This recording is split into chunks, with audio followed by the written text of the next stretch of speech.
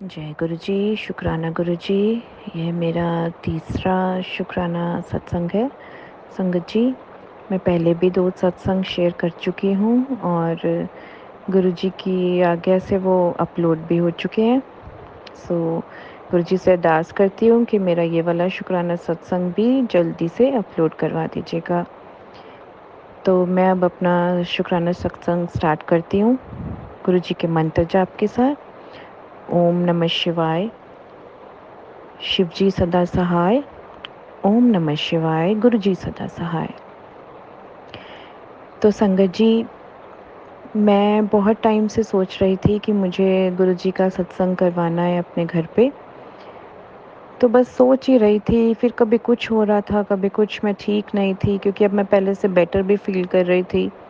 तो मैं सोच ही रही थी कि जल्द से जल्द मैं करवाना चाहती हूँ सत्संग, पर कभी गर्मी है, कभी कुछ है, तो हाँ, निकल ही नहीं पा रही थी। हमेशा टल जाता था कि हाँ चलो अभी करवा लेंगे, फिर सोच रही थी चलो जुलाई में करवा लेंगे, फिर कभी कुछ हो जाता था। तो मैंने अपनी सिस्टर को फ़ोन किया, जो बड़े मंदिर जाती रहती हैं और वो सत्संग में भी जाती हैं। तो उन्होंने सजेस्ट किया कि तू ना 15 जून को करवा ले। 15 जून को मैं भी फ्री हूँ, जो तुझे हेल्प होगी मैं कर दूँगी। और एक मन्नू अंकल हैं जो गुरु जी की सेवा भी करते हैं, तो वो हमारी बहुत हेल्प कर देंगे। मैंने कहा ठीक है, मैं एक बार अपने अंकल जी, अपने हस्बैंड से पूछ लेती हूँ एंड फिर हम करवा लेते हैं। तो ऐसा हुआ कि मैंने पूछा भी नहीं और अगले ही दिन मैंने अपनी सिस्टर को हाँ बोल दी कि हाँ ठीक है, हम 15 जून को करवाते हैं। संगत जी, डेट फिक्स हो गई कि 15 जून को मैंने अपने घर पे सत्संग कराना है। और एक बड़ा सुंदर सा मैंने चोला अपने गुरुजी के लिए ले लिया, और ब्लू कलर का चोला, बहुत ही सुंदर लग रहा था वो। तो मेरे पास गुरुजी का कोई बड़ा स्वरूप नहीं था। मैंने अपनी सिस्टर को कॉल किया और बोला कि दीदी, मेरे पास गुरुजी का कोई भी बड़ा स्वरूप नहीं है, सत्संग में तो बड़ा स्वरूप चाहिए। तो दीदी कहती है उसकी चिंता तू मत कर, वो मनु अंकल ले आएंगे तेरे लिए। मैंने कहा ठीक है। मनु अंकल ने बड़ा स्वरूप लेकर आना था, मैंने बाकी के अरेंजमेंट्स करवाए और हम 15 जून के लिए रेडी हो गए। मुझे रोज़ मैसेज भी आने लगे गुरुजी के कि कुड़िए मैं तेरे घर आ रहा वहाँ, तैयारी शुरू कर दे। तो मैं खुद एक्साइटेड, बहुत खुश थी, और मेरे हस्बैंड भी बहुत खुश थे। तो हम सब रेडी थे 15 जून के लिए, बहुत एक्साइटेड, गुरुजी की आने की तैयारियां कर रहे थे। अपने घर पे सब तैयारियां हम कर रहे थे और मैं बहुत खुश थी कि गुरुजी स्वयं पधार रहे हैं हमारे घर, अपने घर, उन्हीं का घर है, हमारा तो क्या ही है। तो मेरे पास अभी तक बड़ा स्वरूप नहीं आया था गुरुजी का।